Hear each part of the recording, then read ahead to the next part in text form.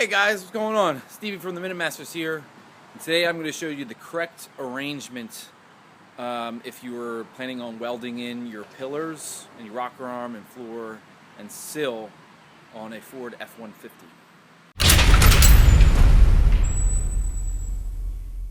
Okay, so what we're looking at here is the floor of a 1995 Ford F150 XL. And so what happened was my floor rusted out entirely right here.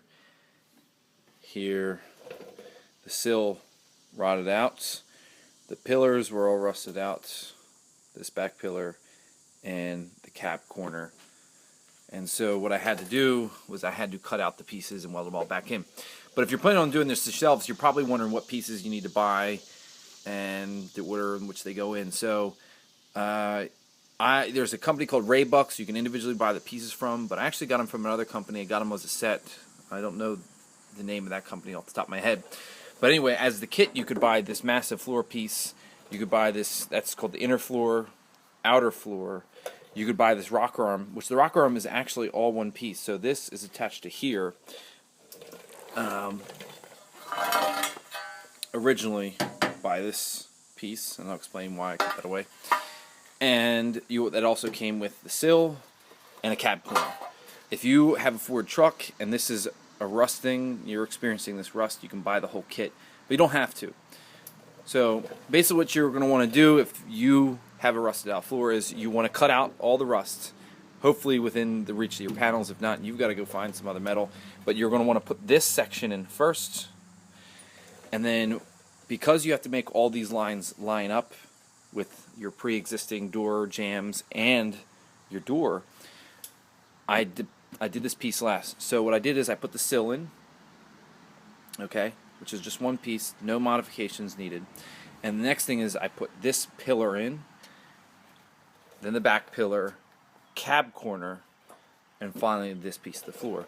Now, when you buy the rocker arm piece, it's going to come as one straight piece like that. The reason I cut it out is because the original design by Ford was actually not to have a continuous piece across. And also, they don't exactly fit really well, and there's space there. And any space underneath metal is potential places for rust to build up, and we don't want that. So I cut that out. I also had some issues with rust further here. That's a custom corner I'm putting in right there. That stuff you can do on your own with spare parts. Also, when you're putting this in, feel free to cut away as much of this metal as possible and use it for something else or not use it at all.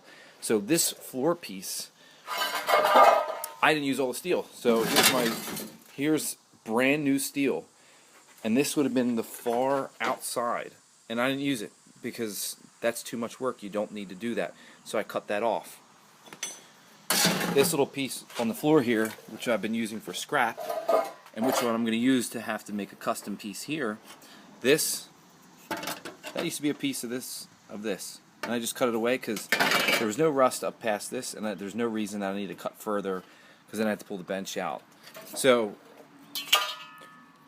when it comes to welding in pieces for your truck, you can do anything you want.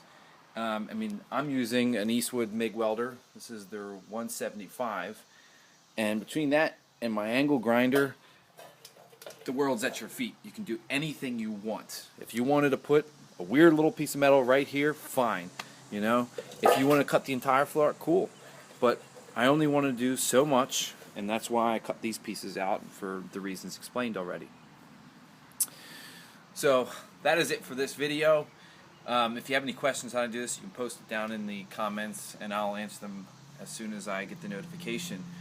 But if you're planning on doing this, go through the video again and get the order, because I want to hold on to the truck, and I'm glad I got the order right, because if you don't get the order right, you won't get this line up. And as you can see, plain and clear, mine's all lining up perfectly.